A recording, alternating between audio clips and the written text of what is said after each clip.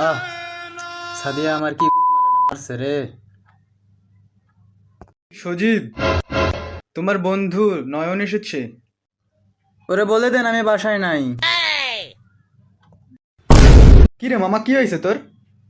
তুই আমারে কইতাছস তুই বাসাত নাই, আমি শুনতে পাইছি তো দূর থেকে। মন ভালো নাই রে মামা, জীবনটা বড়ই বৃথা। এই জীবনে কিছুই নাই, সবকিছুই অনর্থ। কি রে মামা, কবি হইলি কবে থেকে? তাইলে যা শুনতাছি তাই কি ঠিক? সাদিয়া নাকি তোরে মেরা দিছে? আস্তা পাঞ্চ থালাই তুই তুই আর কি আমারে সান্ত্বনা দিবি কি?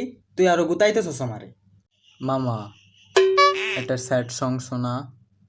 কোন আমি অনেক ভালো, তোমায় ছাড়া থাকতে পারি। ইয়ো ইয়ো ডিজে সজীব ভাই, সজীব ভাই ডিজে ইয়ো।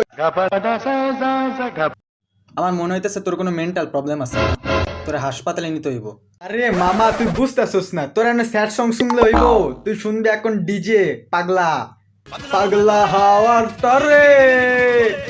মা আমার মনে হইতেছে যে তুই আমার থেকে মেন্টালি ডিপ্রেসড বেশি।